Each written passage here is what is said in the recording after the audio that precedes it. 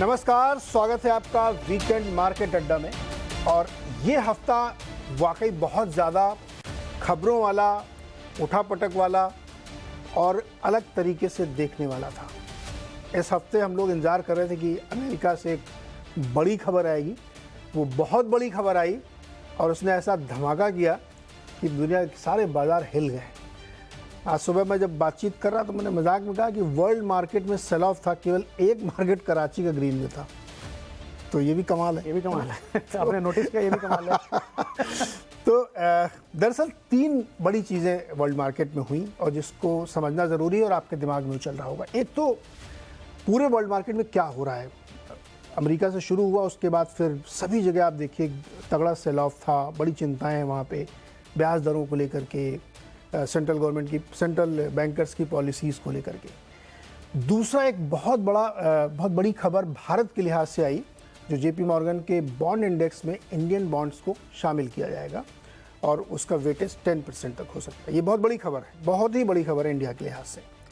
और तीसरा कि भारतीय बाज़ार में जो लास्ट 2 वीक से हो रहा है, एक दिन बड़ा सेल ऑफ हुआ, फिर थोड़ी रिकवरी हुई, फिर सेल ऑफ दिख रहा है और कुछ टॉप प्राइवेट बैंक्स में तगड़ी बिकवाली दिख रही है। तो इसको भी थोड़ा समझना ज़रूरी है कि इंडियन मार्केट में ये क्या हो रहा है। इन्हीं तीन विषयों पर आज हम बातचीत करेंगे और जो हमारे साथ मेहमान हैं उनके आपको परिचय करा देता हूँ। संजय सिन्हा जी हमारे साथ हैं, फाउंडर हैं सिट्रस एडवाइजर्स के। अभय अग्रवाल जी हैं, फंड मैनेजर हैं पाइपर सेरिका के। और मनीष डांगे जी हैं मैक्रो मोज़ेक के। दलजीत सिंह कोहली जी हैं, head strategy and research Vasuki India fund के। और हम सब के परम मित्र अनुराग सिंह जी हैं एनसिट कैपिटल के अमेरिका से, जहां से ये सारी कहानी, ये सारा कांड जिसको कहें वो शुरू हुआ है। तो अनुराग जी से ये आज पूछ लेते हैं। अनुराग जी, ये क्या हो रहा है दुनिया के बाजारों में, खास तौर पे आपके यहाँ ये क्या है, क्या चल क्या रहा है? पॉज कर दिया, उसके बावजूद किसी को शांति नहीं है। नीरज जी, आपको सारे गेस्ट जो हमें सुन रहे हैं, दर्शक, उनको नमस्कार। तो नीरज, इसका समराइजेशन ये होगा कि अकेले अकेले पार्टी नहीं होती है, सबको साथ लेके चलना होता है। सो अल्टीमेटली नीरज देखिए, अगर हम 2-3 मुद्दों पे बात करें, broadly I would give 3 reason. So immediate trigger रहा वो ये रहा कि जो फेडरल रिजर्व की मीटिंग हुई और उसके बाद उन्होंने अपना डॉट प्लॉट रिलीज किया, which is a projection till 2025-2026।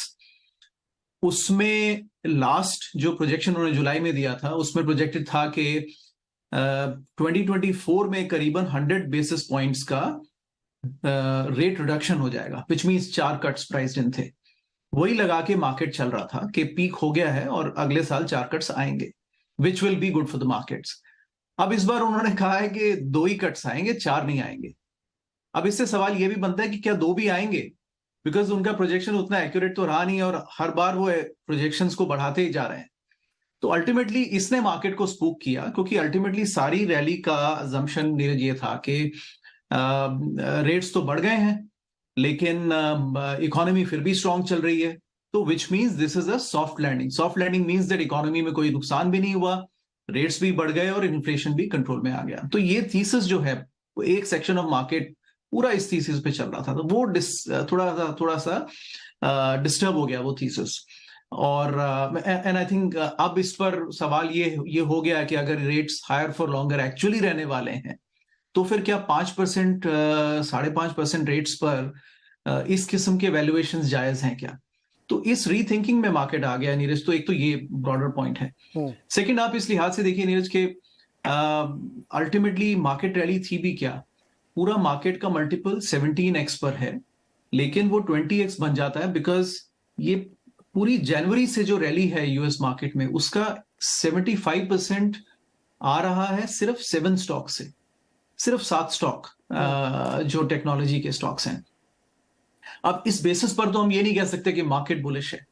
तो अल्टीमेटली ये थीसिस भी इसी बात पर होल्ड कर रहा था कि क्योंकि एसवीबी क्राइसिस जब मार्च में आया तो मार्केट ने सोचा कि अब ये मनी को कहां पार्क किया जाए, and then all the money chased these big earning companies, जो कि एटलीस्ट जिनके पास अर्निंग्स है और डेट नहीं है, तो वहां पर मनी जाके पार्क हुआ, जिससे उनके वैल्यूएशंस बढ़ गए। अब हायर फॉर लॉन्गर में वो थीसिस होल्ड नहीं करता है। आप देखिए एप्पल की अर्निंग्स फॉर इंस्टेंस अगर हम ले, तो वर्सेस 2022 एप्पल की अर्निंग्स 5 to 6% गिरी हैं और सेल्स भी गिरी है। लेकिन मल्टीपल वापस 30x पे आ गया जो कि पहले था। तो इस बात की कोई सेंस नहीं बनती है अल्टीमेटली। तो एक दूसरा रीजन ये हुआ। तीसरा नीरज एक इमीडिएट ट्रिगर और आता है विच इज दैट, जिसको हम आजकल यहाँ पर बोल रहे हैं 3S। One is strike, other is student loan, third is a shutdown. So strike तो जनरल मोटर्स की चली रही है। अल्टीमेटली वो जो वेज नेगोशिएशंस करेंगे वो ऑटो इंडस्ट्री का 40% रिप्रेजेंट करते हैं, general Motors, Stellantis and Ford.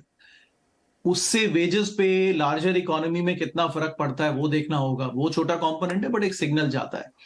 तो एक तो वो एक रिस्क चल रहा है मार्केट के एक सेक्टर पर। सेकंड इज अगले महीने से एजुकेशन लोन्स का पेमेंट शुरू हो रहा है, विच मींस एवरेज अमेरिकन की पॉकेट से करीब $400 एक्स्ट्रा निकलेंगे टुवर्ड्स लोन रीपेमेंट। ये 3 साल से बंद थे नीरज। तो यू कैन इमेजिन कि ये सारा पैसा कहाँ खर्च हो रहा था, which will not be available. So इससे कंपनीज की अर्निंग पे फर्क पड़ेगा। All discretionary will be impacted. Third is government shutdown. ये तो हर साल आता ही है।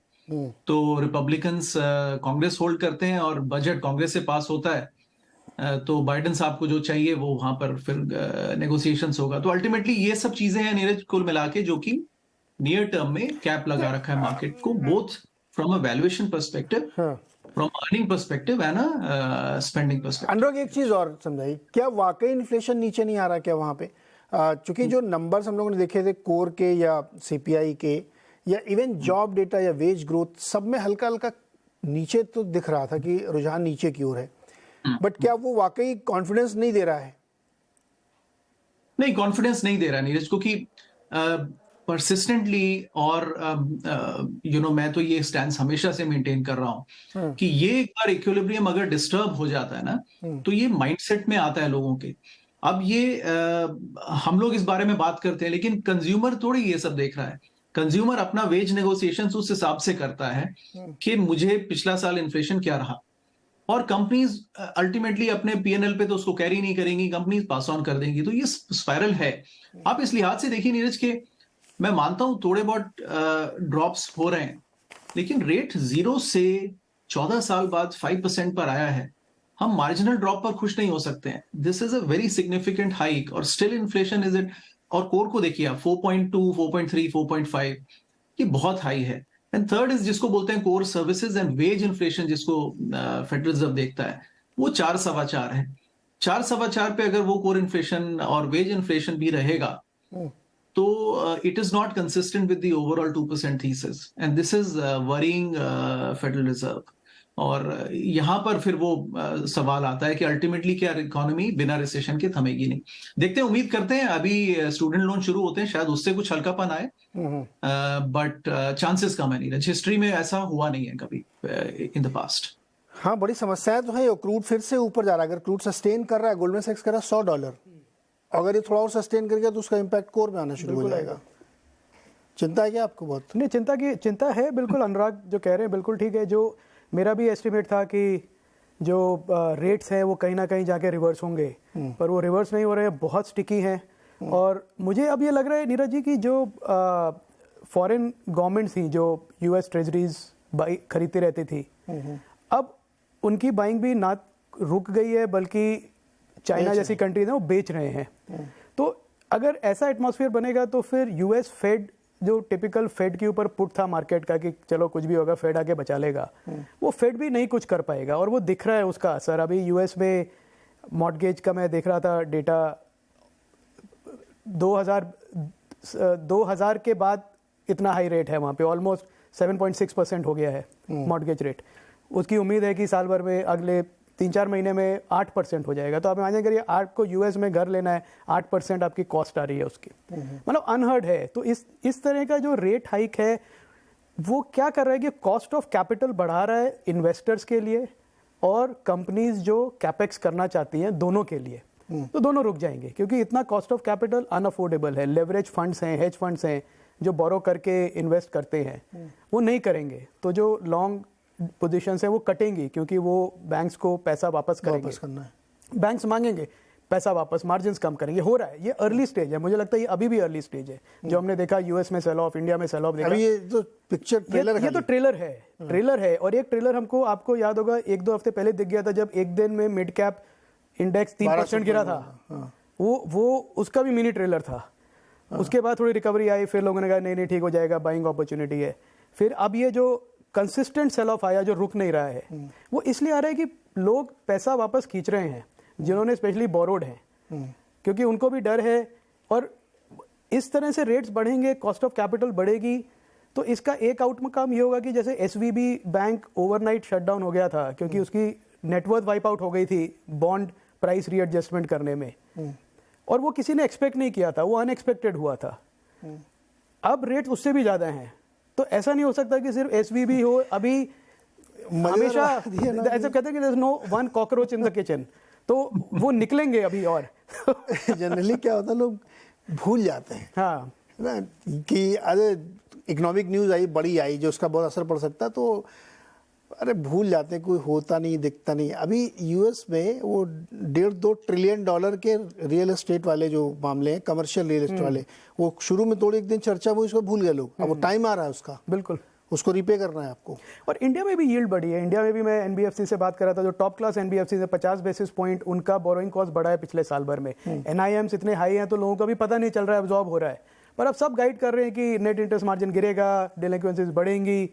तो वो भी एक साइकिल जो इंडिया में हमने काफी टाइम से नहीं देखी है कोविड के बाद से, मुझे लगता है वो भी धीरे धीरे स्टार्ट होगी। फंडामेंटली मैं नहीं कहता कि बहुत कुछ बदल जाएगा इंडिया में, पर जो वैल्यूएशंस लोग दे रहे थे मार्केट में, और अच्छी रैली हुई, अच्छा पैसा बना। 1 अप्रैल से आप देखें, हम बात कर रहे थे 40% पोर्टफोलियोज अप हैं, तो वो अब एक्सपेक्ट कोई इन्वेस्टर करे कि वो बनता रहेगा। बेसिकली कॉन्फिडेंस थोड़ा हिल गया है। और मेरे को लगता है कि कॉशियस होने का टाइम है। अगर आपने प्रॉफिट बनाया है तो उसको लॉक इन करें, थोड़ा take some money off the table, wait करें क्या होता है अगले 1 महीने 2 महीने में, क्या सिचुएशन इमर्ज होती है। ये ग्रीडी होने का टाइम बिल्कुल भी नहीं है। मुझे नहीं लगता कि किसी को अगर फॉल आए, शार्प फॉल भी आए, तो किसी को ले लेना चाहिए ये सोच के कि चलो ये अच्छा टाइम है। भाई थोड़ा संभलने का समय। लेकिन संजय जी, आपका टेक क्या है? ये जो ग्लोबल मार्केट में भूचाल है, अमेरिका को हम लोग अब तक इग्नोर कर रहे थे। मैंने कई बार आप लोगों से ये सवाल भी पूछा था, शो भी किया था कि हमें कोई फर्क ही नहीं पड़ता, हम अपनी चाल चले जा रहे थे। अब अनुराग जी ने आगे कहा नहीं नहीं नहीं नहीं, रुको भाई, हम भी तो हैं साथ में। वही बोल भी रहे थे। ये क्या हो क्या रहा है सर?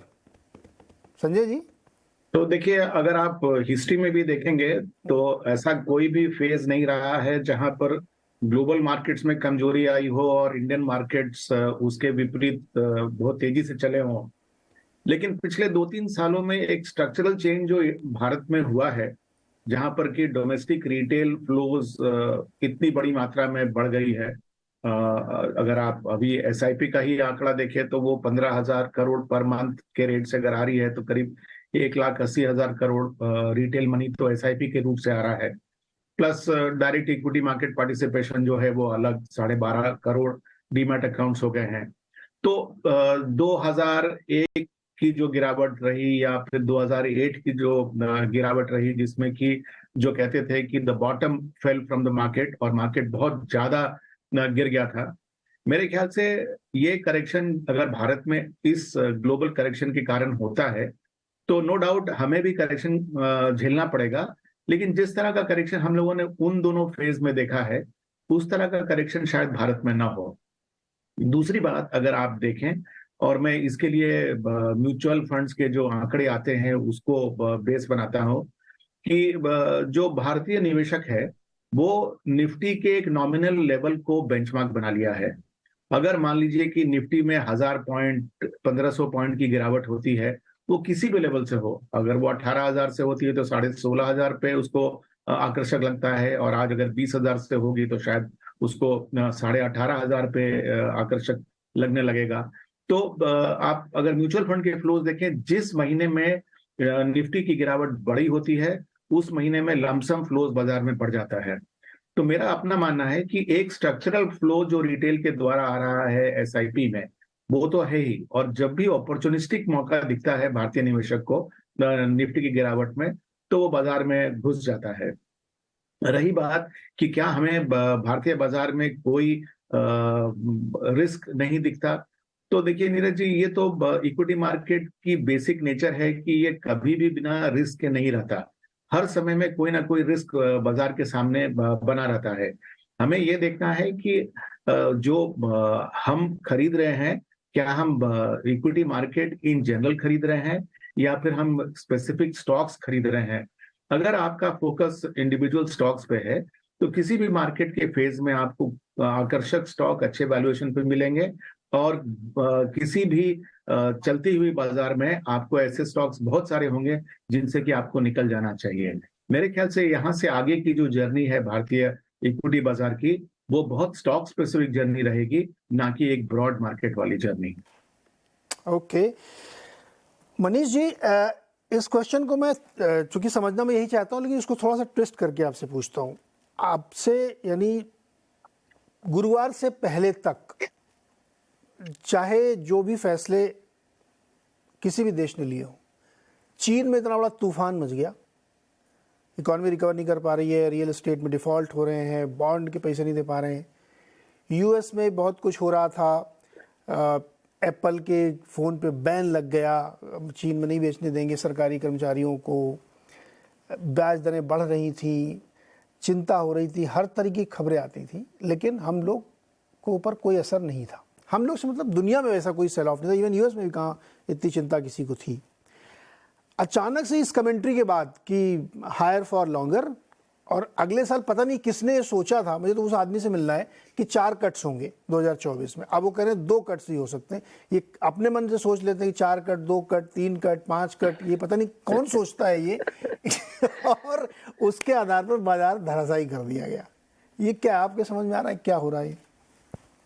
नहीं, ये सारे जो वो तो जितना डेवलप मार्केट होता है वो हर बिंदु को प्राइस करने की कोशिश करता है। तो यूएस में 30 दिन बाद क्या ट्रेड होगा उसके ऊपर भी रोज 300-400 बिलियन डॉलर की ट्रेडिंग होती है। फ्यूचर्स ट्रेड होते हैं अच्छी तरह से, टिप्स ट्रेड होती हैं, ब्रेक इवन रेट्स इफेक्टिवली निकल आती हैं। तो वो तो मार्केट का काम है फ्यूचर को प्राइस करना। तो ये तो एक अच्छी बात है नीरज की सभी तरह एज ऑफ राइट नाउ जो मार्केट का प्रोजेक्शन है सब चीजों पे, रिस्क प्रीमियम हो, इन्फ्लेशन हो, रियल रेट हो, सेंट्रल बैंक बायस हो, उस सबको यूएस प्राइस करता है, और इसीलिए वो बड़ा रिच मार्केट, और वहां से कई सारे सिग्नल्स हमको मिलते हैं। तो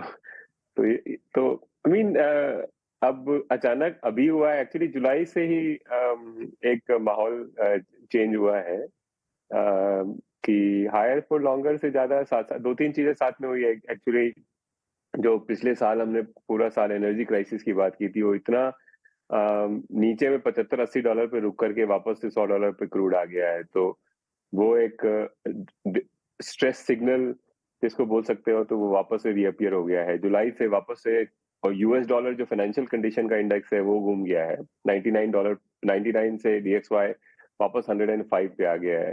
तो ऑलमोस्ट 15% का जो रिट्रेसमेंट हुआ था वो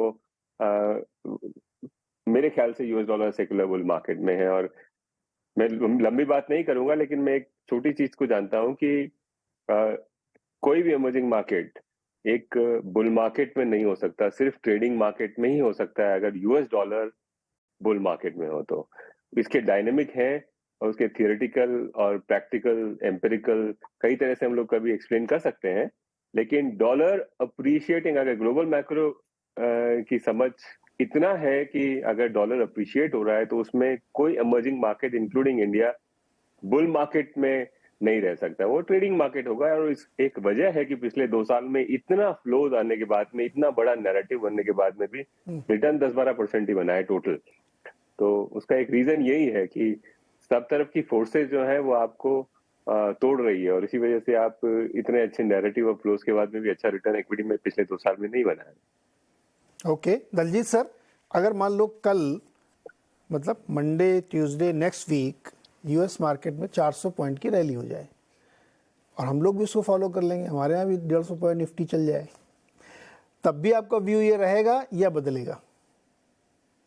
नीरज जी, हम लोग ज्यादातर स्टॉक स्पेसिफिक और बॉटम्स अप अप्रोच रखते हैं, तो इसलिए हम बहुत ज्यादा इस जो ग्लोबल ज्ञान को जो है ना उसको सिर्फ ज्ञान ही रख देते हैं, उसको बहुत ज्यादा यूज नहीं करते हैं अपने फंड खरीदने में। तो ज्ञान के लिए अच्छी बातें हैं, और ये जो हमने इतनी देर बात की, मुझे लगता है कि ये जो सब बातें हर समय वैलिड हैं, वो हर समय कुछ ना कुछ ये सब बातें आती रहेंगी और कुछ ना कुछ मिलता ही रहेगा। तो अगर हम एज अ फंड मैनेजर अपने फंड को हर रोज इन सब बातों से लेकर के ट्वीक करना शुरू करेंगे तो हम ट्रेडर ही बन के रह जाएंगे। तो बहुत सी बार हमको भी समझ में आ रहा है कि देखिए, मेरा मानना ये है, ये जो अभी फॉल आई है वो सिर्फ एक बहाना बना है। क्योंकि अगर आप देखें तो अब अप्रैल से लेकर के अगस्त तक आप कंटिन्यूअस एक डायरेक्शन में 5 महीने लगातार चलते रहे। बहुत सारे स्मॉल कैप मिड कैप 60-70% चले, जबकि मार्जिन या प्रॉफिटेबिलिटी तो 60-70% ग्रो करनी गई। तो इसका मतलब यह है कि मार्केट में थोड़ा फ्रॉथ बिल्ड हो रहा था और उसको एक रीजन चाहिए था कि ये अल्टीमेटली प्रॉफिट बुक करना। अब लगातार आपका स्टॉक बढ़ता जा रहा है, रोज आप अगले दिन आ रहे हो तो सर्किट लग रहा है, तो आप बेचोगे नहीं, तो आपको एक रीजन तो चाहिए ना बेचने के लिए। तो अब ये रीजन कभी ग्लोबल आएगा, कभी लोकल आएगा, और अपनी मार्केट को तो हर तरीके से एक रीजन ढूंढने का ऑप्शन मिलता ही है। तो कोई वो खाली बारिश कम हुई तो रीजन बन गया, बारिश ज्यादा हुई तो रीजन बन गया, फेड ने ये बोल दिया इसके लिए रीजन है, तो रीजन तो हम कुछ भी बना लेंगे। पर्पस ये है कि आपका जो फंड ऑलरेडी पिछले 4 महीने 5 महीने में आप 60% अगर ग्रो कर गए हो, तो नेचुरल बात है कि कहीं पे ब्रीदर आएगा। तो हम समझते हैं कि ये ब्रीदर एक्चुअली बहुत अच्छा है, क्योंकि आप यहाँ अगर थम के चलेंगे तो आप और आगे अगली जंप जो लेंगे वो और बेटर होगी। और आपको जो ये इस तरीके के जो फ्लिमसी स्टॉक्स, जो आप एक एग्जांपल देता हूँ, डिफेंस, रेलवे, बहुत सारी स्टॉक ऐसे खाली नाम लगने की वजह से चल रहे। ऑर्डर बुक तो कभी भी इनमें प्रॉब्लम थी ही नहीं, हमेशा से ऑर्डर बुक तो इन लोगों की 10,000 करोड़ 15,000 करोड़ 5,000 करोड़ रहती है। वो शिप बिल्डिंग, जो शिप 6 साल में बन के आने वाला है, 7 साल में बन के आने वाला है, उसकी वैल्यूएशन आपको आज ही देनी है, सारा कुछ आज ही उसका प्रॉफिट आपको मिल गया। तो जब वो स्टॉक्स एक एक दिन में 10-10% चलेंगे तो नेचुरल है कि ये फ्रॉथ बिल्ड होगा और उसको कोई ना कोई रीजन चाहिए रहेगा। वो रीजन हम मैक्रो से ले सकते हैं, माइक्रो से ले सकते हैं, और वो फिर उसमें सेल ऑफ आता है। तो वो अच्छी बात है कि उसकी वजह से जो मार्केट की चाल है वो नॉर्मलाइज होती है, जो एकदम से हे वायर चल जाती है वो नॉर्मलाइज होती है और वो अपने को मौका देती है। आप यहाँ पे थम के रीअसेस करो और फिर एक नया कॉल लो कि आगे क्या करना है। जो स्ट्रक्चरल स्टोरीज, जो स्टॉक्स आपने लिए हैं पोर्टफोलियो के लिए, ट्रेडिंग के लिए नहीं, जो पोर्टफोलियो के लिए लिए हैं, तो उसमें अगर कोई चेंज नहीं है तो फिर you just have to stay put and उसको देखते रहिए, बाहर से देख करके मजा कीजिए। बेसिकली क्या है, वैल्यूएशन कंफर्ट अगर आपका है तो फिर आपको चिंता करने की जरूरत नहीं, मार्केट किधर भी जाए, है ना। वैल्यूएशन अगर आपने फैंसी में आकर के डिफेंस स्टॉक ले ही लिए, मतलब आजकल तो डिफेंस का एक मतलब ऐसे ऐसे कंपनीज हैं जिन्होंने खाली ये कहा कि हम अपनी एक सब्सिडरी बना रहे हैं डिफेंस का कामकाज करने के लिए, वो भी चल पड़े कि अब सब्सिडरी बनाई तो कुछ तो काम हो गई। तो ये इंटरेस्टिंग आती। लेकिन एक दूसरी बड़ी खबर है, चलो ये तो ग्लोबल हम लोगों ने समझ लिया कि दो इसके सूत्र हैं कि एक तो आप अछूते नहीं रह सकते, और जैसे दलजीत कह रहे हैं आप अपना काम करो ना, फ्रॉथ है तो वो निकलेगा और आप उसके चक्कर में आओगे तो आप फंसोगे। तो ये तो हो गया ग्लोबल वाला। दूसरा एक बड़ा इंटरेस्टिंग जो डेवलपमेंट हुआ है कि जेपी मॉर्गन के बॉन्ड इंडेक्स में इंडिया के बॉन्ड भी शामिल हो रहे हैं। वो लोग यहाँ पैसा डालेंगे, अनुमान है कि लगभग 1,80,000 करोड़ का पैसा इधर बॉन्ड बाइंग में आ सकता है। कैसी खबर है ये, इससे क्या फर्क पड़ेगा? नहीं, अच्छी खबर है। आई थिंक इंडिया जैसी कंट्री जिसको अपने ग्रोथ करने के लिए कैपिटल की कंटिन्यूस जरूरत है, और जो लोकल कैपिटल है वो लिमिटेड है, तो बाहर से हमें जितना कैपिटल मिल सके वो तो हमारे लिए अच्छा है। तो बॉन्ड इंडेक्स में इंक्लूजन से जो पैसिव फंड्स हैं उनका पैसा आएगा, $30 बिलियन का एस्टिमेट है अगले साल 2024 जून से लेके अगले 12 महीने में 25 तक। ये एस्टिमेट है कि $30 बिलियन आएंगे, और ये $30 बिलियन इकोनॉमी में आएंगे तो वो एब्जॉर्ब भी होंगे।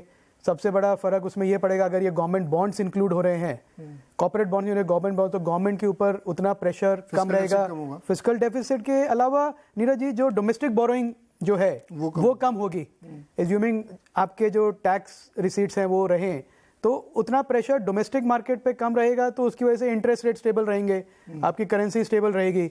तो ये फायदे हैं बॉन्ड इंक्लूजन में, इंडेक्स में आने के। और एक बड़ा स्टैंप ऑफ अप्रूवल भी है, कॉर्पोरेट गवर्नेंस कह लीजिए आप, कि हाँ ये कंट्री ऐसी है जिसके बॉन्ड्स में आप डाल सकते हैं अपने पैसिव फंड से। तो एक स्टैंप ऑफ अप्रूवल भी है जो एक आपकी होपफुली क्रेडिट रेटिंग को भी इम्पैक्ट करेगा आगे जाके कहीं ना कहीं। तो ओवरऑल बहुत अच्छा डेवलपमेंट है। परफेक्ट। मनीष जी आप कैसे देखते हैं इसमें? अभी तो बताया जा रहा है कि 2 और इंडेक्स हैं तो ये 40 हो सकता है, यहाँ से भी डबल और बहुत पैसा आ सकता है। कैसा डेवलपमेंट है मनीष जी आपके हिसाब से? नहीं, ये हमने अपनी करेंसी के इंश्योरेंस के लिए इसको फैसिलिटेट किया है नीरज। पिछले आज चाहते थे तो हम 25 साल पहले भी ये कर सकते थे। अपना देश का एक ब्रॉड व्यू रहा है जो दूसरे एशियन कंट्रीज और लैटिन अमेरिकन से अलग रहा है।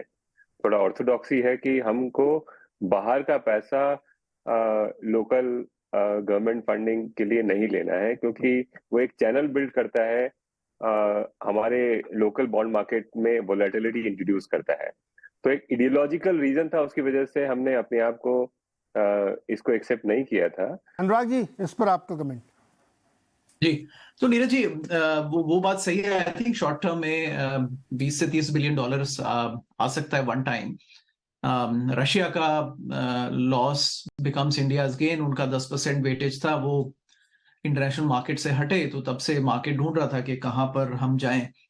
एक एफआईज की चिंता अब हम इक्विटी में करते थे, अब हम बॉन्ड्स में भी करने लगेंगे कुछ हद तक। लेकिन मनीष जी की बात सही है कि करेंसी को शॉर्ट टर्म में कुछ सपोर्ट मिलेगा, और बट अल्टीमेटली नीरज स्टोरी वो है कि हम अपने मार्केट्स को, both equity, bond market and economy को हम ग्लोबल मार्केट से लिंक कर रहे हैं, जो अल्टीमेटली एक पैथ हर कंट्री को लेना ही चाहिए।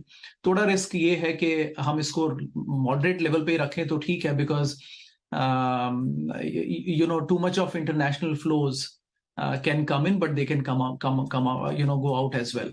और रशिया का जैसे एक्सक्लूजन एक साथ में कर दिया, this also indicates that in case of a geopolitical crisis, आपको इंटरनेशनल मार्केट्स कट आउट भी कर सकते हैं। तो उनकी डिपेंडेंस, म्यूचुअल डिपेंडेंस, बल्कि हमारी इंटरनेशनल मार्केट में डिपेंडेंस थोड़ी ज्यादा बढ़ती है। अभी बहुत बड़ा नंबर नहीं है, तो I would say it is safer, but it's not that हम इसको बहुत ज्यादा बढ़ा लें, that's also not too great. एक कॉन्टेक्स्ट में रखिए, Brazil and Mexico already 40 to 50% international bond market से उनका जो डेट है about 40 to 50% is owned by the FIIs, the international bond market. तो ultimately it doesn't impact the economy of the country so much, अगर हम it is just a support to the currency. Okay, Manish ji आप अपनी बात continue कर लें please. Basically एक currency का इंश्योरेंस है नीरज, मैं ये बता रहा था। इसके अंदर न तो रेट्स पे बहुत बड़ा इम्पैक्ट होगा, और न ऑफ कोर्स ये कैपिटल नहीं है, क्योंकि हम जितना चाहें लोकल करेंसी क्रिएट कर सकते हैं।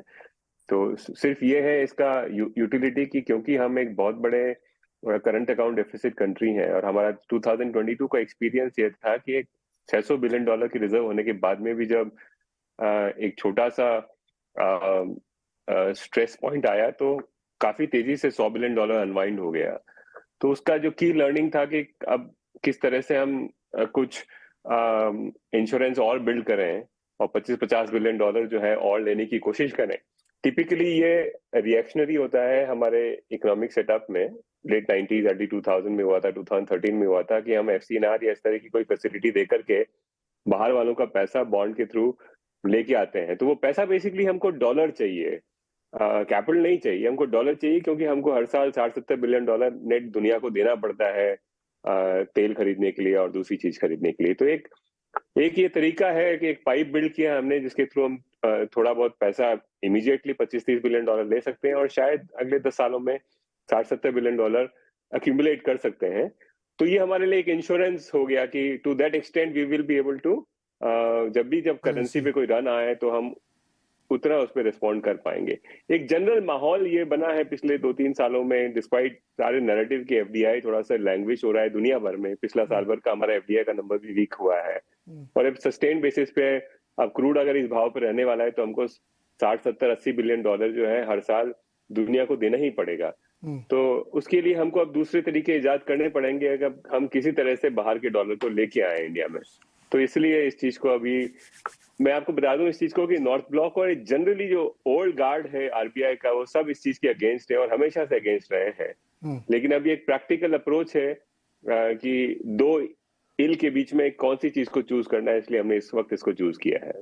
Okay Sanjay ji, generally central bankers अपनी करेंसी को थोड़ा वीक रखना चाहते हैं, क्योंकि वो ज़्यादा बेनिफिशियरी होती है, लेकिन इसकी वजह से करेंसी स्ट्रांग होगी आपकी। तो जैसा मनीष जी एक्सप्लेन करें, करेंसी का इंश्योरेंस है, आप लोग कैसे देख रहे हैं इस मूवमेंट को?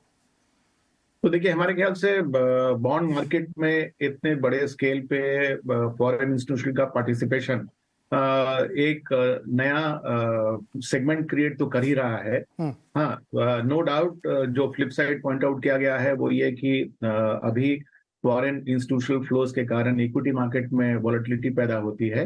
हो सकता है उस तरह की वॉलेटिलिटी अब हमको डेट मार्केट में भी देखना पड़े। लेकिन अगर नीरज जी, आपने देखा होगा हाल के दिनों में कुछ ऑल्टरनेटिव इन्वेस्टमेंट फंड्स लॉन्च किए गए हैं जो कि डेट ओरिएंटेड रहे हैं। एंड ये इंडिविजुअल फंड्स जो हैं उनमें एक एक फंड में करीब करीब 2-2 हजार 2,500 करोड़ का कलेक्शन हो रहा है। तो पहले क्या होता था कि जो क्रेडिट अपॉर्चुनिटी फंड था, जो कि एक सोफिस्टिकेटेड मीडियम हुआ करता था डेट में पार्टिसिपेट करने का, वो म्यूचुअल फंड के द्वारा दिया जाता था और उसमें रिटेल इन्वेस्टर भी उतना ही बड़ा पार्टिसिपेंट हो जाता था जितना बड़ा कि लार्ज अल्ट्रा HNI और फैमिली ऑफिसेस। लेकिन हमें ये मान के चलना है कि ये जो क्रेडिट अपॉर्चुनिटी फंड है ये थोड़े से सोफिस्टिकेटेड है और इसमें रिस्क की लेवल ज्यादा है। इसी के लिए जो इसमें पार्टिसिपेट करे वो सेगमेंट अलग होना है। तो आगे मुझे लगता है कि ये जो डेट का सेगमेंट है भारत में, जब से म्यूचुअल फंड के टैक्सेशन लॉज बदल दिए गए और डेट पर से जो टैक्स की छूट थी 3 साल की होल्डिंग के बाद वो हट गई, तो आम रिटेल इन्वेस्टर का थोड़ा सा रुझान जो है वो डेट प्रोडक्ट से अलग हो गया है। और इसकी जगह पे हमें दिख रहा है कि अभी जो फैमिली ऑफिसेज हैं, अल्ट्रा HNIs हैं, वो पार्टिसिपेट कर रहे हैं। इसी समूह में आगे जाके अगर मान लीजिए कि हम ये JP मॉर्गन के इंडेक्स के द्वारा अगर हम विदेशी निवेशक को इस सेगमेंट के प्रति आकर्षित कर पाते हैं, तो मेरे ख्याल से एक नया सेगमेंट जो जुड़ेगा वो बॉन्ड मार्केट के बाजार में काफी ज्यादा लिक्विडिटी पैदा कर सकता है। और जैसे कि अटकलें लगाई गई हैं कि जो JP मॉर्गन के इंडेक्स में इंक्लूजन है, ये पहला स्टेप है। 2 और इंडेक्स हैं, एक ब्लूमबर्ग और एक FTSE का इंडेक्स, जहां पर भी बॉन्ड इंडेक्स का शामिल होना संभव है। और इसके कारण जो अभी एस्टिमेट लगाया जा रहा है कि करीब 20 से 23 बिलियन डॉलर का इनफ्लो आएगा जून से लेके अगले 10 महीनों में, हो सकता है कि ये आंकड़ा और भी बड़ा हो जाए। साथ ही साथ जो मैंने कुछ रिपोर्ट्स देखी, उसमें ये भी अटकल लगाई जा रही है कि कुछ ऐसे फंड्स हैं, ग्लोबल डेट फंड्स, जो कि पैसिव बॉन्ड फंड्स को ट्रैक करती हैं, यानी कि उनका निवेश उन्हीं फंड्स में होता है जिनमें कि जो पैसिव फंड्स हैं वो निवेश कर रहे हैं। तो ये भी संभव है कि जो हम अभी एस्टिमेट कर रहे हैं उससे कहीं ज्यादा मात्रा में ये डेट फ्लोज भारत में आए। और रही बात वॉलेटिलिटी की, तो मैं समझता हूं कि अगर भारत की माइक्रो इकोनॉमिक सिचुएशन अगर स्टेबल रही, और हम, जैसा कि हमारा अपना प्लान भी है कि हम अपना GDP का जो स्केल है वो वर्ल्ड के टॉप 3 इकोनॉमीज के स्केल पे लाएंगे, तो मेरे ख्याल से संभव है कि फ्लोज शायद बहुत वोलेटाइल ना हो, यूनिडायरेक्शनल पर। ओके, दलजीत सर, आप लोगों ने अपनी स्ट्रेटजी में इसको फैक्टर इन किया है या आपके लिए एक नॉन इवेंट है ये? नहीं, अभी तो नीरज जी मेरे ख्याल से एक तरीके का नॉन इवेंट है। या आज हालांकि मार्केट ने रिएक्ट किया, PSU बैंक्स वगैरह सब 5% चले, तो we are already holding PSU banks in our portfolio, तो उसका हमें फायदा मिला। बट इस वजह से हमने PSU बैंक नहीं लिए और रीजन से लिए हुए। जहां तक हम समझ रहे हैं कि एक तो ये कि अभी it's too early to take a call, अभी ये शुरू हुआ है। पहली बात तो ये कि अगले साल जून से शुरू होगा और फिर 10 महीने लगेंगे इस वाले इंडेक्स के लिए, और फिर बाकी 2 इंडेक्स जब आएंगे तब आएंगे, तो ये इसमें अभी आने में समय है। दूसरी चीज ये कि इसको हम लोग कैसे मैनेज करेंगे, वॉलेटिलिटी को मेनली कैसे मैनेज करेंगे।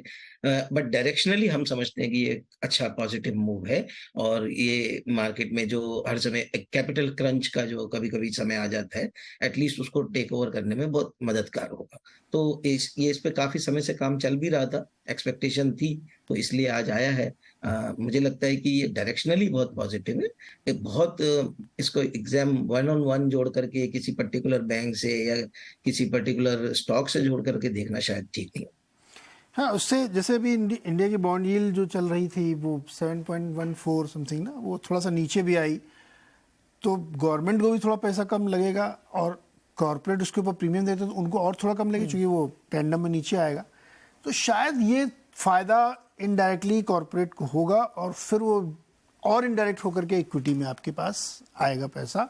तो ये इस लिहाज से इस मूव को समझना चाहिए कि आपको एक सस्ती कैपिटल अवेलेबल होने जा रही है, यानी आपके बॉन्ड के बायर और आ गए हैं जो कि 10% तक बॉन्ड आपका खरीदेंगे, वो विदेशी है।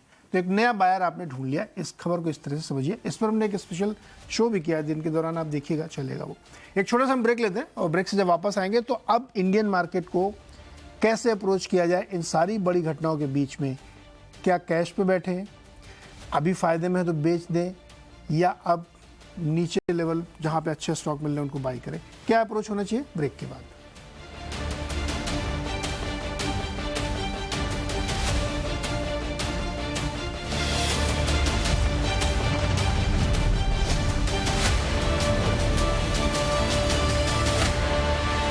एक बार फिर से आपको, और आज हम चर्चा कर रहे हैं कि क्या बड़ी घटनाएं हुई और भारत में इस वक्त प्योरली इंडियन मार्केट में क्या स्ट्रेटजी आपकी होनी चाहिए।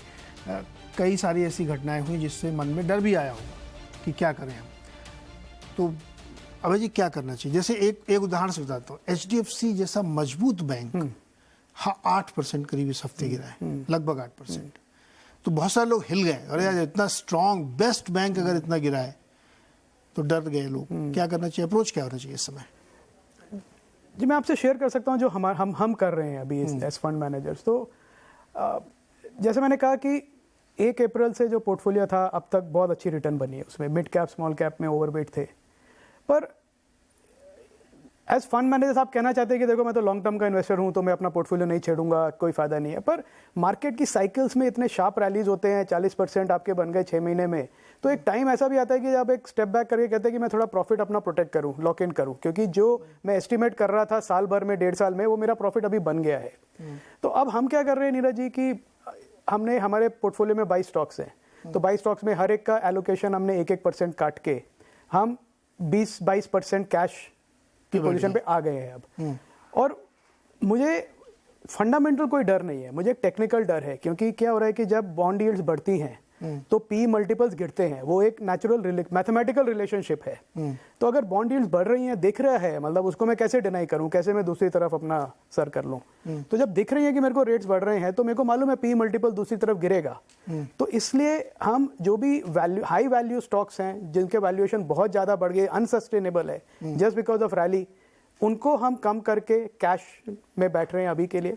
और रिसर्च चालू है कि कब हमको अच्छे स्टॉक्स, क्या नए थीम को हम पिक करें, क्या नया ढूंढें और उसमें पार्टिसिपेट करें। इसके अलावा जैसे आपने बोला जो अल्ट्रा लार्ज कैप्स हैं उसमें है इशू, क्योंकि आप देखिए आज भी देख रहा था HDFC बैंक का जो अभी प्राइस है वो 2.5 साल पहले भी वही था। 3 साल तो 3 साल में मतलब जीरो रिटर्न है। Large cap like HDFC bank, Kotak bank देख लीजिए, एक्सिस, काफी हैं जिन्होंने डिसअपॉइंट किया। तो ये भी मार्केट में कोई कहे कि नहीं ये तो ले लो, ये तो चलता ही रहेगा, तो मार्केट बार बार आपको सिखाता है कि कोई होली काउ नहीं है मार्केट में, कोई परमानेंट कुछ नहीं। हाँ, परमानेंट कुछ नहीं है। सब ये हर फ्राइडे की पिक्चर रिलीज की तरह ही हो जाता है, नए हीरो आते हैं और आपका काम है कि आप शांति से बैठ के ऑब्जर्व करें और वो कन्विक्शन के साथ बैठ लें जिसको आप होल्ड कर सकें और राइट मोमेंट पे आप उसको प्रॉफिट भी बुक कर सकें। तो हमारा अप्रोच ये थोड़ा यही है टैक्टिकली कि थोड़ा कैश में बैठे, प्रॉफिट बुक करें, वैल्यूएशन पोर्टफोलियो लेवल का वैल्यूएशन कम करें और वेट करें अपॉर्चुनिटी की। हेज रहना जरूरी है, बहुत जरूरी है, प्रोटेक्शन जरूरी है। हिंदी में कहें तो डरना जरूरी है और डर के साथ ऐसा काम भी करना चाहिए जो डर के साथ भी हो, मतलब सिर्फ डर के ऊपर आप करें कुछ ना हो। नहीं दलजीत सर, डरना जरूरी है क्या? अंग्रेजी में कह देते हैं पॉलिश लैंग्वेज में, थोड़ा हेज करके चलिए। नहीं, वो तो नीरज जी हर समय ही आपको अपने पोर्टफोलियो में ध्यान रखना ही है, क्योंकि अल्टीमेटली आप दूसरों का पैसा मैनेज कर रहे हो तो उसमें आपका क्रेडिबिलिटी बहुत जरूरी है। तो रिस्क मैनेज करना तो इनहेरेंट पार्ट है उसका, but without risk you can not make money. तो इसके लिए आपको रिस्क तो लेना है और कैलकुलेटेड रिस्क लेना है। तो पिछली बार जैसे हमने बात किया था कि कुछ सेक्टर्स ऐसे हैं जो बॉटम साइकिल की तरफ आ गए हैं और अभी वैल्यूएशन वहां पर बहुत कंफर्टेबल है। नंबर्स अभी नहीं आए हैं, लेकिन प्रीएम्प्ट कर सकते हैं कि आने वाले कुछ 1-2 क्वार्टर के बाद वो नंबर्स आना शुरू होंगे। तो हमने थोड़ा उस तरफ रुझान किया है अपने पोर्टफोलियो का। जैसे एग्रोकेमिकल्स की बात करें, जैसे कुछ soft commodities, agriculture soft commodities like rice, like sugar, इस टाइप की चीजों पे हमने थोड़ा ध्यान दिया है।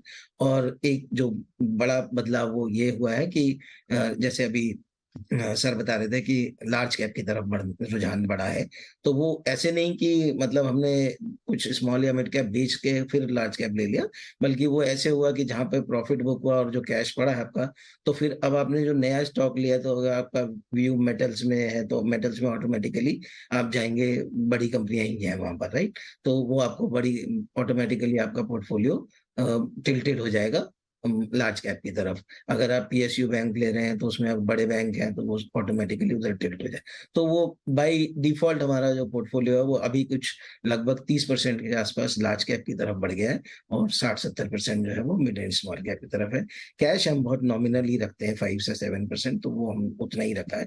हम लोग इस तरीके का डर नहीं ले रख रहे कि भाई कैश बढ़ा दो, बट थोड़ा सा रीस्ट्रक्चरिंग इस तरीके से किया है कि एग्रोकेमिकल, फार्मा और सॉफ्ट कमोडिटीज और जो ये मेटल्स एंड पीएसयू बैंक्स, इनको थोड़ा बढ़ाया है, तो उससे आपका पोर्टफोलियो रीजगलिंग हो गया। ओके संजय जी, पिछले 15 दिन में आपने कुछ बेचा है या अभी भी आप फुली इन्वेस्टेड है?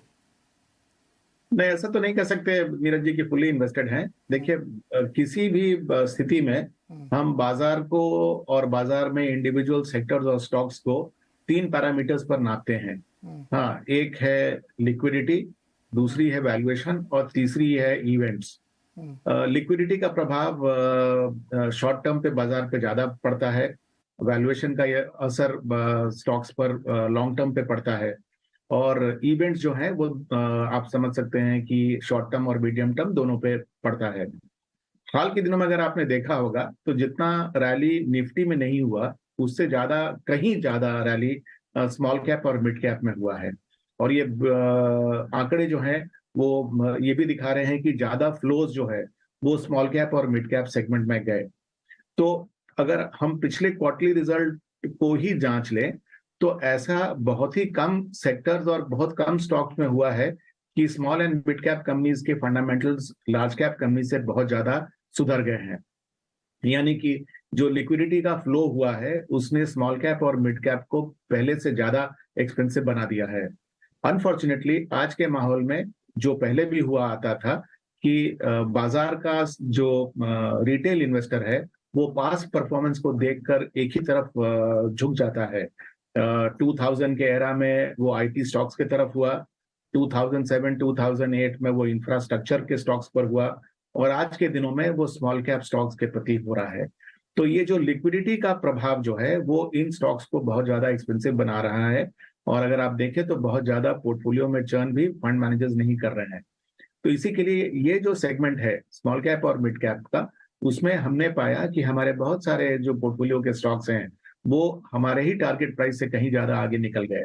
तो इसलिए लाजमी है कि हमने उसमें अपनी वेट को कम किया और कुछ स्टॉक्स में तो हम एग्जिट भी कर गए। लेकिन जो आगे का अगर हम देख रहे हैं माहौल, तो देखिए कुछ ही दिनों में अक्टूबर में फिर से हमारी सेकेंड क्वार्टर की रिजल्ट्स आने शुरू हो जाएंगे, और मेरे ख्याल से ये एक बहुत बड़ा इवेंट है बाजार के सामने। खास करके ये उस महीने के साथ कोइंसाइड करेगा जो कि भारत में फेस्टिव मंथ्स के रूप में जाना जाता है। तो कंपनी किस तरह का रिजल्ट दे रही है, किस तरह का कमेंट्री दे रही है, और इस फेस्टिवल में किस तरह के सेल्स हो रहे हैं, इसका बहुत बड़ा असर हमारे कंपनीज और सेक्टर्स पर पड़ेगा। तो हम लोग अब तक जी बहुत क्लियरली ये देखते आए हैं कि रूरल कंजम्पशन वीक है और अर्बन कंजम्पशन स्ट्रांग है। लेकिन वी नीड टू सी कि ये कंफर्मेशन भी आ रहा है कि नहीं। तो कुछ सेक्टर्स हैं जहां पर कि हमको लग रहा है कि कुछ स्ट्रक्चरल सेक्युलर चेंजेस हो रहे हैं, जैसे खास करके ऑटो और तो बेसिकली रिजल्ट देख के डिसाइड करेंगे। जी हाँ, अर्निंग सीजन एक बार पैन आउट हो जाए तो उसके बाद फिर ये तय करेंगे। मनीष जी, क्या आप न्यू बाइंग के लिए या फ्रेश बाइंग के लिए वेट करने की पॉलिसी पर अमल करेंगे, या आपका लगता है कि नहीं जो पहले से हमारी बाई है वो मैं कंटिन्यू करना चाहता हूँ? नीरज, मैं अपने इन्वेस्टर का और खुद का पैसा जो है वो ग्लोबल मैक्रो फ्रेमवर्क से मैनेज करता हूँ, क्योंकि मेरे पास में लोकल और इंटरनेशनल एसेट्स दोनों को इनकॉर्पोरेट करता हूँ। आज दुनिया का सबसे safe asset US dollar cash है, और सबसे अच्छा स्पेकुलेटिव एसेट जो है यूएस डॉलर बॉन्ड है, 10 साल या 30 साल जो भी आपकी एपेटाइट हो। तो लास्ट मंथ अपना डिस्कशन भी हुआ था, आई थिंक ऑन एयर ये बात हुई थी कि हम नैस्डैक से निकल गए, 6 मंथ हमने अच्छा कैप्चर किया। अब मेरे ख्याल से ये पूरा सेटअप जो अगला 6 महीने का है वो 2022 जैसा होने वाला है। High crude, strong dollar, high US treasuries, और उस स्थिति के अंदर जो जनरल रिस्क असेट्स हैं वो मेरे ख्याल से अच्छे नहीं करेंगे, including all emerging market in India.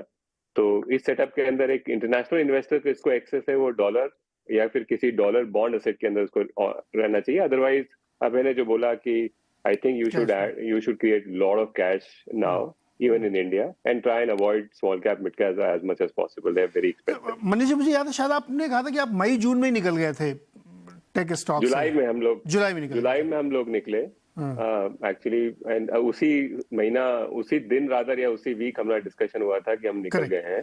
Yes, मुझे याद है। वहां भी महंगा हो गया है, नैस्डैक बहुत महंगा हो गया है रिलेटिवली, और आई मीन बेसिकली थोड़ा रियल रेट का प्रॉक्सी होता है नैस्डैक। रियल रेट्स यूएस के अंदर बहुत ऊपर आ गए हैं। तो अगर आप ग्लोबल मैक्रो ट्रेड करते हैं तो वहां पे हमेशा इन 8-10 एसेट के बीच में कुछ बहुत सस्ता और कुछ बहुत महंगा हो जाता है।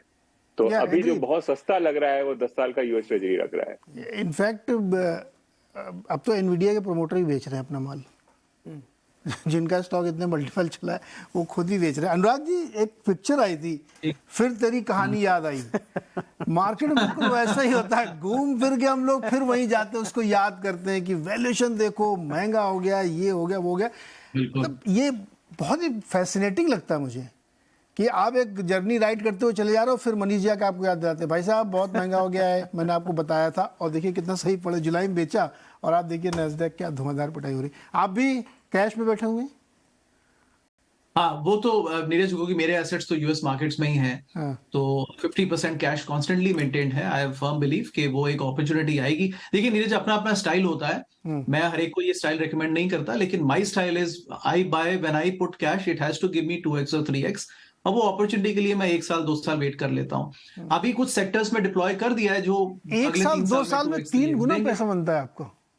नहीं, बट वो नहीं है जो 3 साल का वेटिंग टाइम लेना है। तो जैसे फॉर इंस्टेंस आप एनर्जी में हमारी लॉन्ग टर्म पोजीशंस हैं। अभी यूएस में कुछ बैंक्स बहुत ज्यादा पिटे हुए हैं, वहां पर कुछ पोजीशंस बना सकते हैं, लॉन्ग टर्म में आपको रिटर्न्स दे सकते हैं। But whenever you enter the price has to be right. So for me price is everything on investing. But Indian market में नीरज, आई वुड से आई वुड से देखिए 25 का मल्टीपल है, इतिहास गवाह है इसमें। आप कभी भी इस प्राइस पर कुछ भी खरीदते हैं वो अगले 10 साल तक आपको हॉन्ट करता है, और इस सच्चाई से हम मुंह नहीं मोड़ सकते। आई वुड से एसआईपी इन्वेस्टर्स वो खुद ही मार्केट को बढ़ा रहे हैं, लेकिन I would say they should celebrate if the market drops to 19K 18K, because their money buys more of the units on mutual funds. और 15 साल बाद फिर वो याद करेंगे कि देखिए मार्केट को हमने अच्छा खरीदा। लेकिन if they start celebrating 20K 21K तो फिर लॉन्गर टर्म में उनके रिटर्न्स मॉडरेट होते हैं, क्योंकि अल्टीमेटली एक सीलिंग वही है जो रिटर्न्स मार्केट में देने हैं। आप उनको जल्दी ले लेंगे तो फिर आगे आपको प्रॉब्लम होगी। And problem of SIP investors is कि उनका bulk money over a period of time आएगा, आज ही नहीं आएगा। अगर आज ही उनके पास 10 करोड़ है तो फिर तो बहुत अच्छी बात है, सेलिब्रेट कीजिए। लेकिन अगर ग्रेजुअली आप इन्वेस्ट कर रहे हैं then you should. Indian banking sector पे बहुत बुलिश थे, अब भी है क्या? वैल्यूएशन कम फंड मिल रहा है आपको? सॉरी, किस पे? Indian banking, top banking. नहीं, अभी भी नहीं?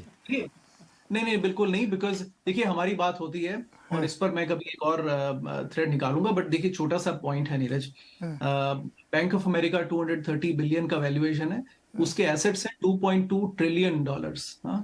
HDFC बैंक का वैल्यूएशन है $170 बिलियन, उसके एसेट्स हैं 275। 10 गुने एसेट ज्यादा हैं, तो कहीं ना कहीं इंडियन बैंक का वैल्यूएशन बहुत ज्यादा। देखिए आई अंडरस्टैंड मैक्रो मैटर नहीं करते, बट देखिए वो ये जाने सुने I can't even buy something so expensive. तो अल्टीमेट आई थिंक इसमें थोड़ा ठहराव की जरूरत है Neeraj. Banking and IT India में बहुत अच्छे सेक्टर्स हैं, but we have to be cautious about it. But ये खैर बहरहाल ये एक्टिव इन्वेस्टर्स का है। जो एसआईपी कर रहे हैं उनके लिए सलाह ये है कि अगर आप थोड़ा पैसा बल्क में अगर निकाल के कोई लोन्स रिटायर कर दें तो ज्यादा तो वो बेहतर होगा। I think try and retire some of the 10% loans that you might have, जी, क्योंकि मार्केट्स में फिर अपसाइड थोड़ा सा कैप्ड है इस समय। बिल्कुल दो चीज़ें बिल्कुल सही है। सारे जो हमारे अपनी अपनी स्टाइल होती है इन्वेस्टिंग की। एक होता बहुत हार्ड बार्गेनर जिसमें मनीष जी और अनुराग जी हैं कि मेरे को तो इस प्राइस पे चाहिए, मैं तभी लूँगा, वो भी एक सही स्टाइल है। किसी कहते हैं मैं थोड़ा सा फैंसी ले सकता हूँ लेकिन हम उसमें ही पैसे में, तो हर एक की अपनी एक स्टाइल होती है। आप प्लीज़ अपनी प्रोफाइल रिस्क देख करके किसी को करिएगा, ब्लाइंडली कॉपी मत कर लेना किसी को, वरना आप उल्टे फंस जाएंगे। तो अगर किसी स्टॉक का यहाँ नाम लिया गया है तो डिस्क्लोजर में है कि आप लोग अपनी राय अलग से लीजिएगा, इसको कोई बाई सेल रिकमेंडेशन मत मानिएगा। लेकिन बाजार वाकई एक ऐसे जंक्शन पे खड़ा है जहाँ पे आपको बहुत सावधान होने की ज़रूरत है। आप बिल्कुल फ्लो में बह नहीं सकते, जैसा कि सारे लोग यहाँ पे अलर्ट कर रहे हैं, क्योंकि थोड़ा बहुत फ्रॉड मार्केट में आ जाता है जब इस तरीके की चीज़ें होती हैं। तो कहीं आप फंस न जाएं, यही उद्देश्य है इस शो को, तमाम जाने माने एक्सपर्ट्स को बुला के आपको ये समझवाने का कि क्या करना है। शो को यहीं समाप्त करते हैं, समय हो गया है। वीकेंड एंजॉय करिए, अगले हफ्ते फिर मिलेंगे, फिर एक शो ऐसा ही करेंगे, देखते हैं नेक्स्ट वीक की थीम क्या बनती है। बहुत बहुत शुक्रिया हमारे साथ।